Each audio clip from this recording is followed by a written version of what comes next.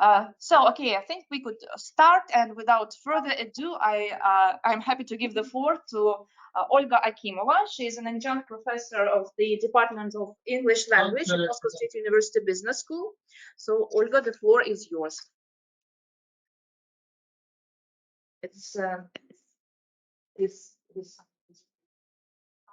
Hello, colleagues. My name is Olga, and I am not going to take a lot of your time to present myself once again, because Daria has already done it. Thank you, Daria. And the only thing that I would like to tell you today is that I feel really privileged to talk to so engaged audience, because it's always a pleasure to talk to people who are listening to you, because you know that I've just given 2 lessons in the opposite room to the first-year students. I would prefer to stay with you, but unfortunately, I have to go back after that and give 2 more lectures. So anyway, the topic of my presentation today is AI in business education, and we will start from some thrilling statistics. So in August 2022, if we talk about the Russian recruitment agencies, there were just 312 jobs that were published on headhunter.ru. 312 jobs. Yeah, but if we look at the numbers in August 2023, there were 3,600 jobs. Can you imagine?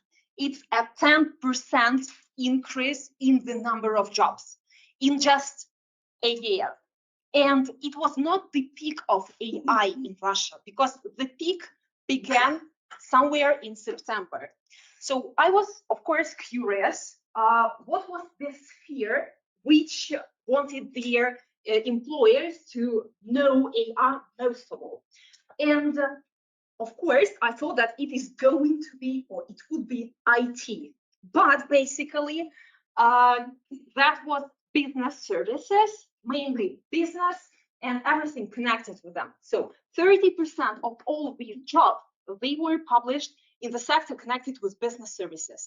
And IT sector was just the second one, yeah, on this list.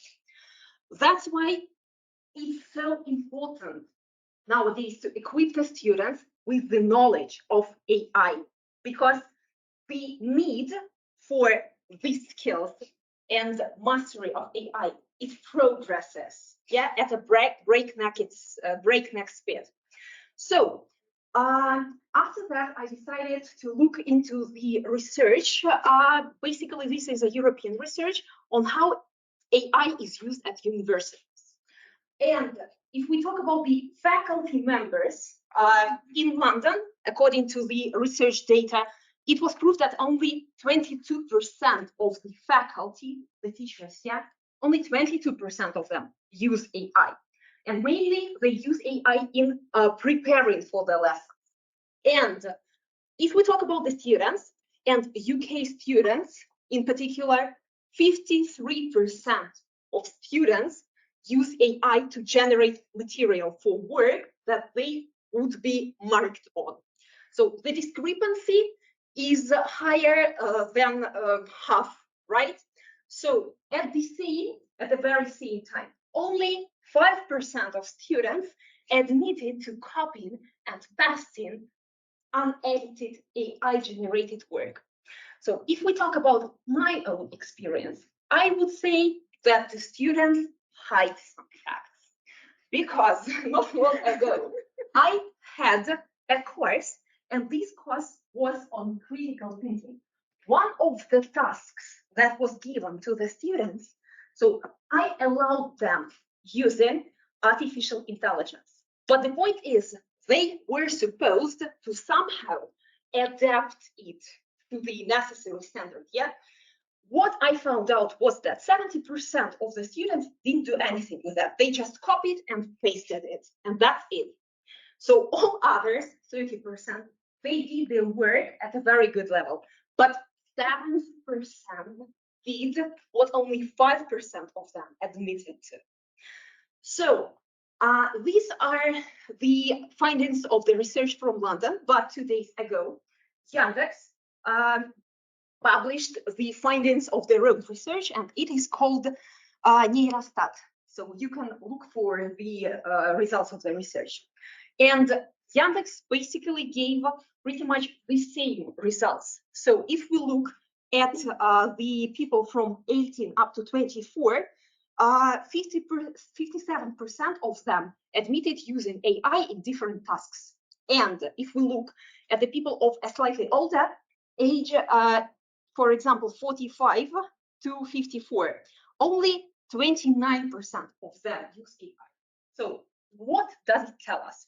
It tells us basically that nowadays students are far ahead of us in their knowledge and in their skills connected with AI, which basically is a situation that should be quite absolutely opposite, because these are the teachers who need to navigate the world of knowledge and who need to train the students to acquire the necessary skill that would help them to capitalize their knowledge.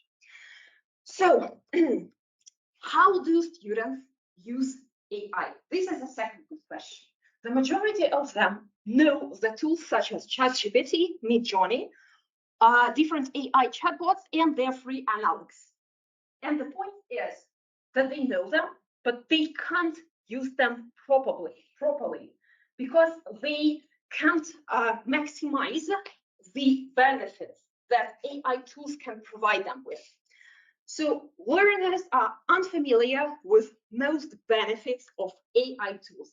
And again, this is our task as the teachers to teach them how to use these tools to their advantage. Because if just 1 year of ChatGPT development brought us 3,600 new jobs with the requirement of AI knowledge, it means that in future, the number of such vacancies is going just to grow. Okay, so which AI tools do we need and can we teach our children, our students? So first of all, AI for general purposes, and what the teachers can do in this sphere is just teach them prompting, teach them ethical use of AI, and the variety of purposes the AI can be used in education. So, and this is my favorite sphere because my major is English language, and this is just a perfect sphere to train all AI tools. Yeah, we can use AI tools almost at every lesson of ours for just plenty of different tasks. Then the AI for academic research, and these are the tools that are done by researchers for researchers. I'm not going to talk about them today, but I presented some of such tools which you can look at yourself.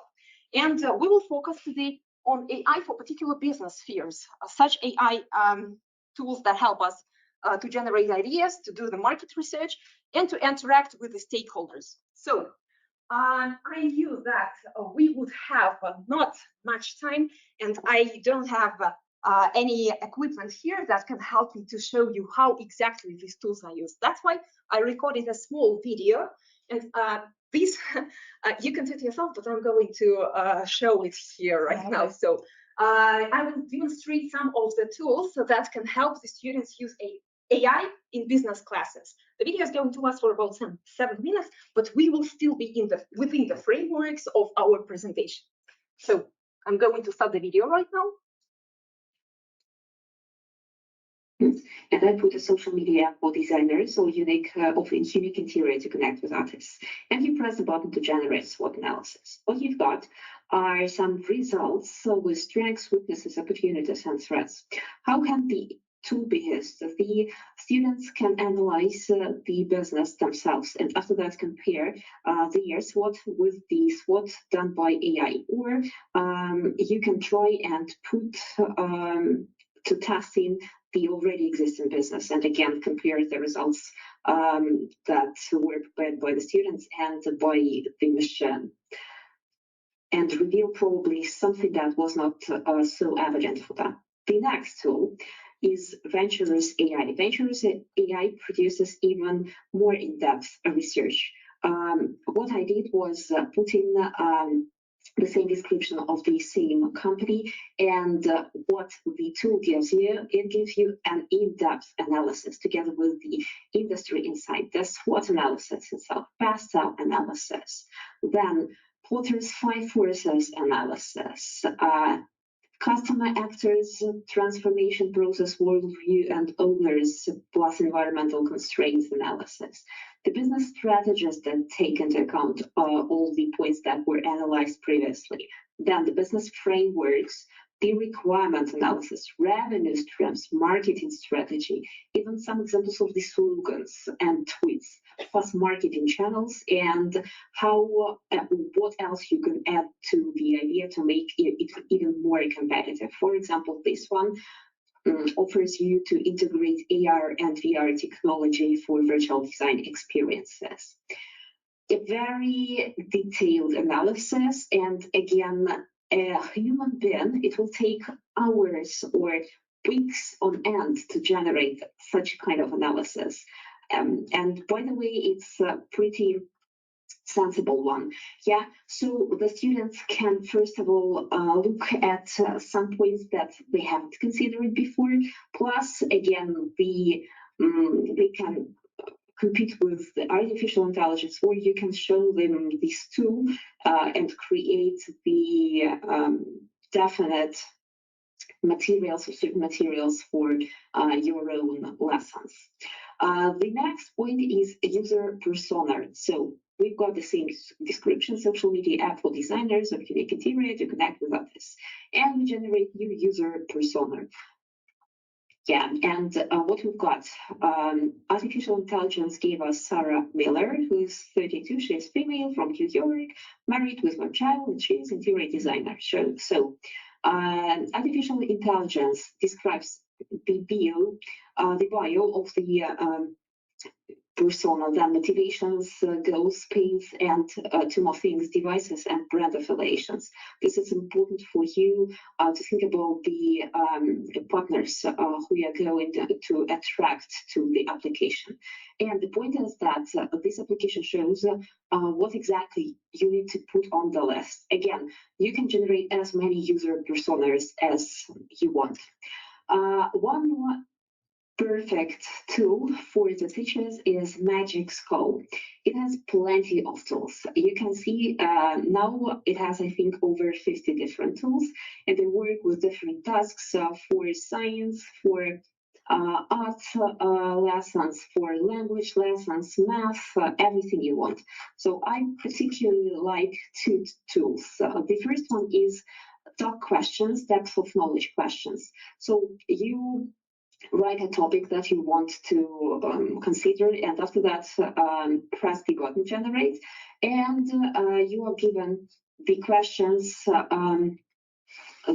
come from the easiest ones to the most challenging ones. Starting from just giving simple definitions and finishing with the cognitive analysis of marketing strategies of several startups. So the questions that are given by artificial intelligence here are extremely good, and it takes you about 3 or 4 seconds to get them. And one more tool that I really like is AI resistant assignments. So AI itself tells you how to get rid of copy and pasting from your students. So you enter the topic you want. Let's put it like challenges of starting your business.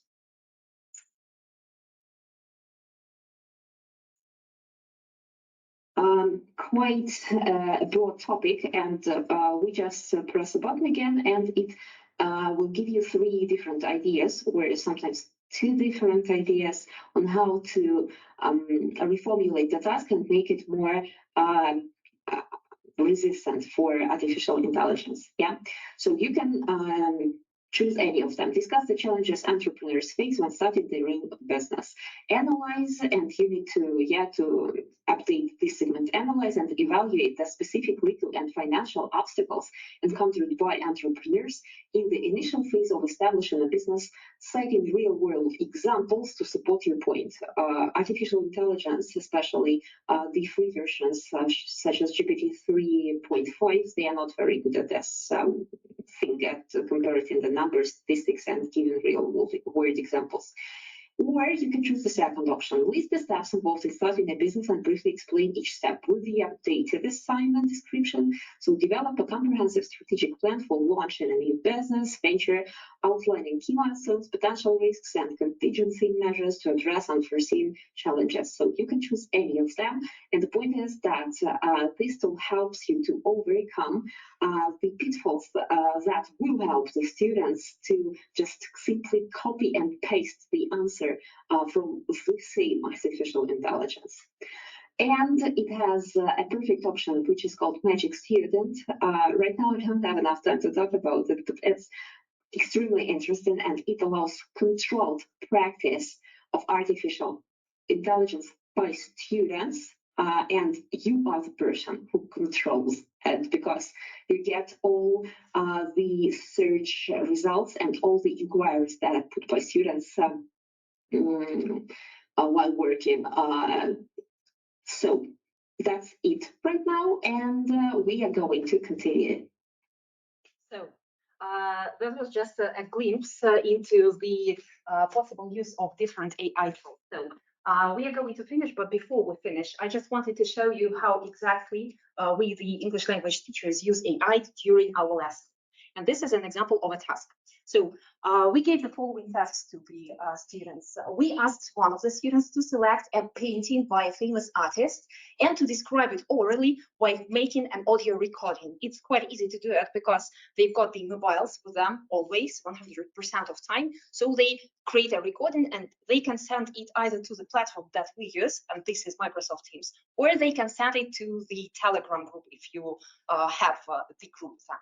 Then another student listens to the description of the painting by the previous student, and he does not see the painting at the very same time. So this student practices listening comprehension exercise, and at the same time, this student makes notes in order to create a prompt for the AI after that. Yeah, he puts this prompt into the artificial intelligence, and after that we get the picture generated by artificial intelligence, and we can compare the result. So you can see the description made by one of the students. I haven't checked the spelling, that's why I just beg your pardon for any mistakes, but this is done by the students. So the original painting is presented above the painting that was generated by AI. I would say that for me, the resemblance is tremendous, yeah? And there were some more examples as well. So the original painting again, and the AI image, and the original painting with the lady and AI image. So if the painting has some drawbacks, I mean the painting generated by AI, then we ask the students to analyze what exactly, which information they miss. So we train the language, and at the same time, we'll help them to get these useful skills. And the point is, of course, we don't do it every lesson, but for students, it's extremely interesting to be engaged into some activity with modern technologies. So it makes them engaged. So they don't have a feeling that they do one and the same task every time. By the way, we also had 3D virtual online tours over the gallery and plenty of other things with the help of AI. So basically, why do we need to use AI? And I'm a strong promoter. I'm a person who recommends using it and implementing it into the education process. The first thing is that it transforms business and education. Even if we don't want it, we still feel the transformation. And if we have read the book by Kurzweil, about singularity. I feel that someday we will all be living in it. Next one, we shape the future with innovations. So do not be these laggards. Yeah, if we talk about the innovation curve, it's better to be the innovators or at least the early adopters rather than those who lag behind. And finally, so we create unprecedented possibilities in terms of skills and in terms of the capitalization of these skills into business and into money. So that was everything I wanted to tell you. This is a QR code from my Telegram channel, and I'm writing about the use of artificial intelligence.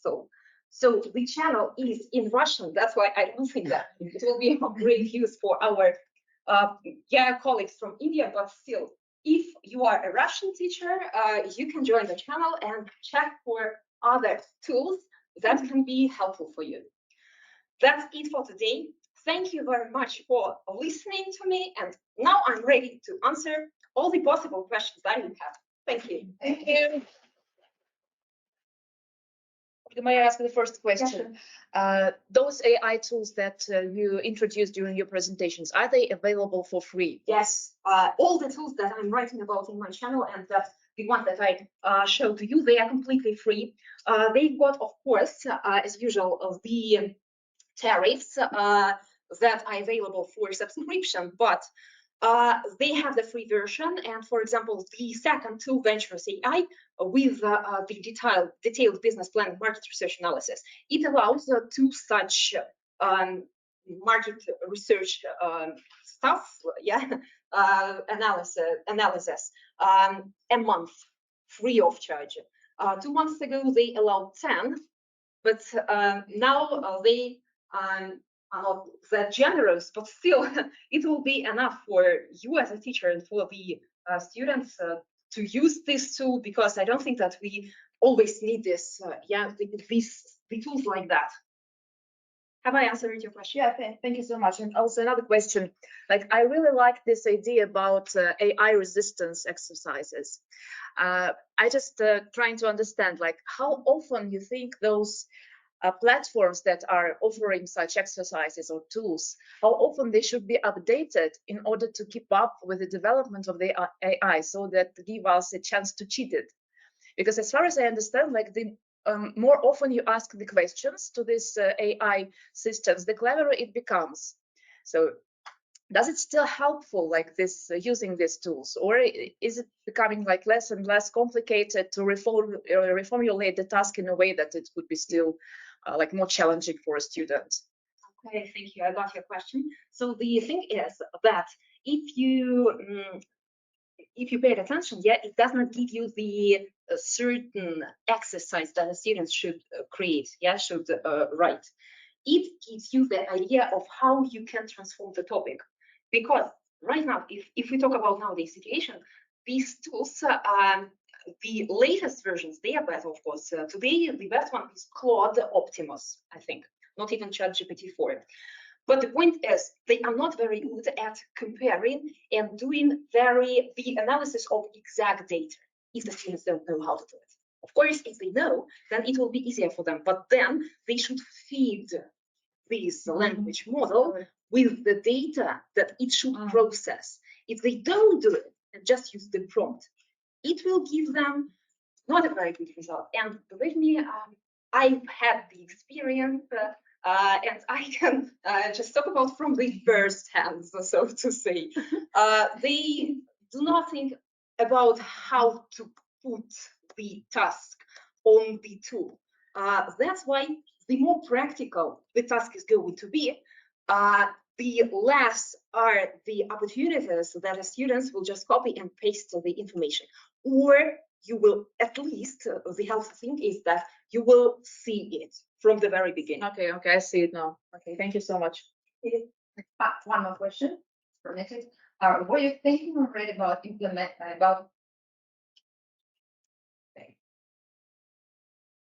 I think that it will be okay if you translating your Telegram channel from Russian to English to enlarge your audience? I don't know. You said my audience is just 1,600 people, and even for Russia, it's not that much. That's why I'm not speaking about the expansion right now. So as soon as I'm going, as soon as I'm ready to plan the international expansion, so of course I will translate it into English. But right now, the channel is mainly for my colleagues from Russia. And so there are teachers from all the areas there. The majority of them, of course, are language teachers and the teachers of Russian as a foreign language. But there are teachers from other areas. For example, yesterday I received a message from a teacher who is involved in some medical stuff. I'm not very good at that. Unfortunately, I can't give you more in-depth topic, so to say, the explanation of the topic. But she told me, and she wrote about the use of AI tools that I placed on one of the posts in my channel, and she shared the results of the use of this tool, and she was very happy. And I don't know whether the students were happy as well, but she was very happy, and the tool was connected with testing students. That's why pretty, it's highly likely that she might be happy, but the student might not be that happy. But for her, it was a great opportunity to use. Yes, please. Thank you very much for your presentation. Thank you. I think it's really very interesting. It seems to be very useful from my position, from the teacher's position. But do you think there will be any difficulties or maybe barriers or limitations in using with business students? Or rather advanced in the technologies, and some of them are really specialized in technology. They're trying to check, to control, to try any technologies, and maybe they're more advanced in this sphere than we. Yeah, sure. According to the results of the survey, you saw that there are 50% more students that use AI than teachers. And I think that these innovations in education, they are challenging for all of us, both for the students and for the teachers alike. But the point is, if the innovation come into our life, we can't ignore them, because there will be a point in time when everybody will start using AI, because it has been just 1 year from the development of GPT technology. And nowadays, for example, if you look at marketing segments, they require the specialists to use AI for writing the text and working with everyday routine and so on and so forth. If we talk about Russian, we've got a very special situation, as you know, because half of the AI tools, free tools, tools that are free for everyone else, they are banned for us. And the only way you can use them is to use VPN, which I'm not supposed to be talking about from the 1st of March, because it's prohibited in our country. But the tools that I showed you, they are all free. They work without VPN. And there are plenty of them that are being developed nowadays by the Russian companies. For example, we've got GigaChat and their apps, or we've got Yandex.GPT.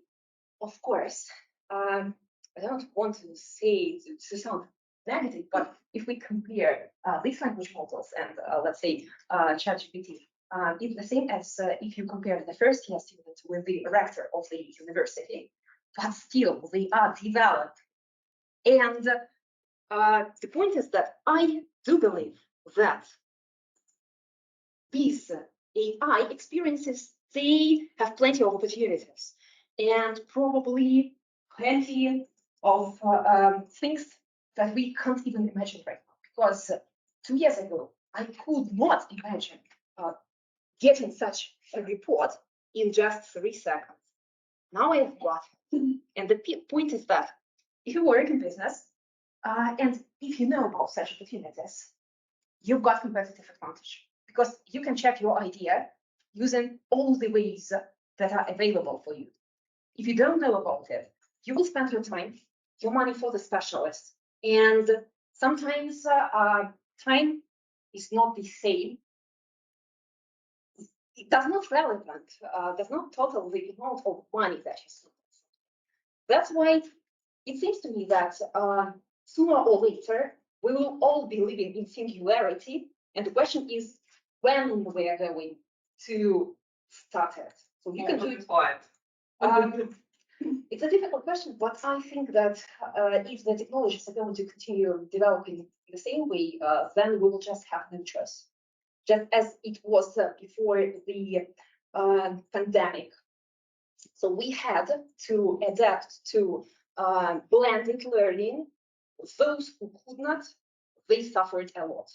Those who did it earlier, they had some competitive advantages, the teachers as well. And plus one more thing, I think that if you are a teacher, you need to open the some new things for the students.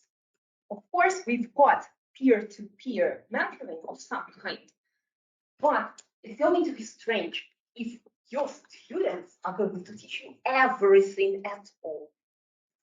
So the point is that we need to be the leaders for them. We can exchange the knowledge, but we need to be competitive as well. So have I answered your question? Yeah, thank you. Thank you. Thank you. Any more questions from this audience? Okay, then maybe we could ask our dear colleagues from India how they use AI tools in their classes, if you would like to share with us.